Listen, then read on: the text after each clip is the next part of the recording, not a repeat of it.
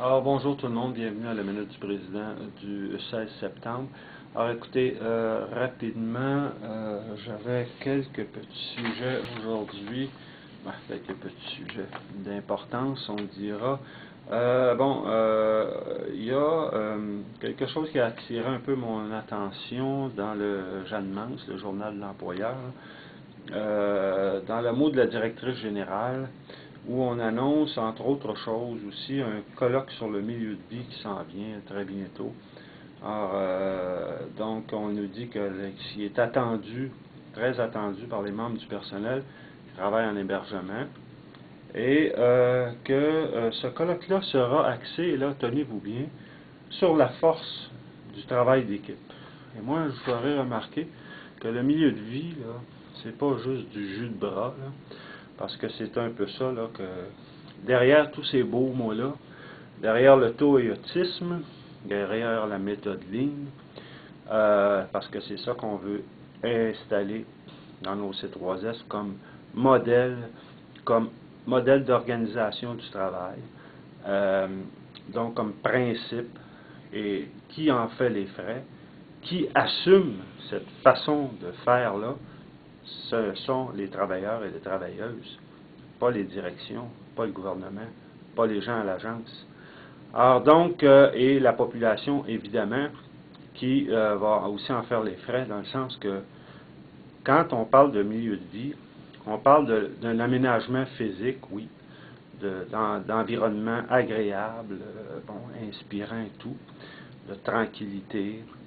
Mais quand on parle aussi d'espace aménagé, de relations humaines, et là, je veux dire, quand on regarde l'état dans lequel se trouvent les services après les coupures, après les sempiternelles organisations et réorganisations de services, alors là, il n'y a plus d'espace, et d'ailleurs, les gens nous disent, autant au maintien à domicile, dans les écoles, mais aussi en hébergement, les gens n'ont plus le temps de prendre le temps avec les gens.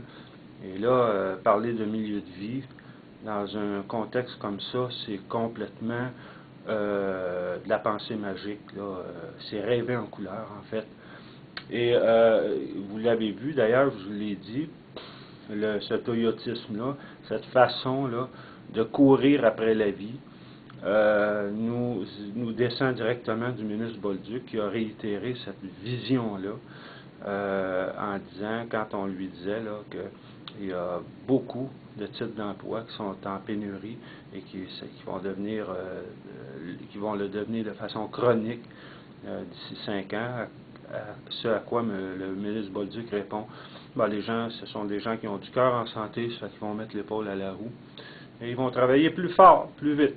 Et c'est ce que aussi le C3S de Laval, dans le Courrier de Laval, qui est un journal sur le territoire de Laval, nous dit ici aussi, par le biais de son directeur général, M. Luc Lepage.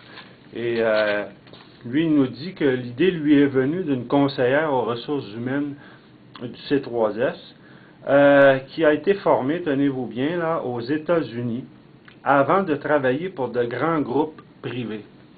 Alors là, on voit d'où vient l'inspiration. Comme ça, on devait s'inspirer, nous, des États-Unis, connaissant leur système de santé, et des grands groupes privés. Bon, enfin, c'est ça, là.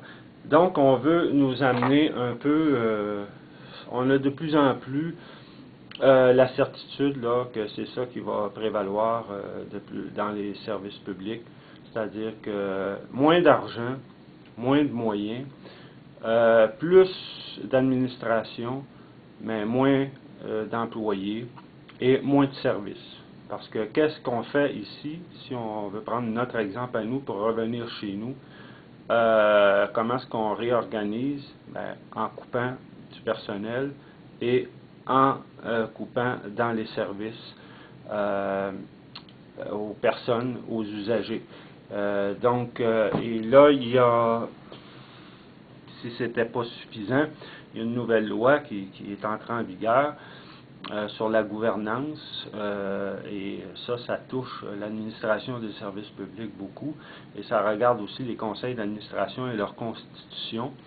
Et là, il y a des pertes là aussi, c'est-à-dire que la loi veut donner plus accès à des indépendants. On appelle ça des indépendants, de guillemets, c'est-à-dire que c'est des gens du privé qui vont venir runner, administrer, ni plus ni moins, les services publics. Alors, c'est ce que le gouvernement Charest a toujours voulu. Et c'est ce que ces commettants, je veux dire, veulent aussi, ça a l'air. Alors donc, la représentation citoyenne est amoindrie. D'ailleurs, de 4 représentants de la population, il va en avoir maintenant juste 2. Donc, on coupe de moitié. Et les usagers, même, représentants des usagers, là, on ne parle pas, tu sais, de n'importe quoi, là.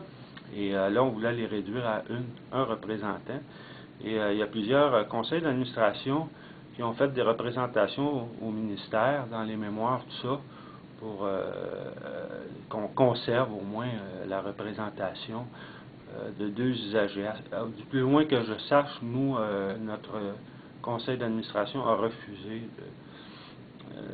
de vouloir conserver 2 postes pour les représenter les usagers, mais de toute façon, la loi n'a pas passé comme ça, donc on va avoir aussi 2 personnes qui vont représenter les usagers au conseil d'administration. Tout ça pour dire qu'il y a toutes sortes de choses qui se mettent en place présentement dans les services publics et ces choses-là ne disent pas leur nom vraiment. Ne viennent pas à visage découvert, mais mettons que c'est cousu de fil blanc. Donc, écoutez, pour la suite des choses, on va se reparler certainement. C'est la rentrée depuis déjà un moment. On est en train de s'installer et on va se redonner des nouvelles et on va se reparler. Soyez-en sûrs. Merci, au revoir.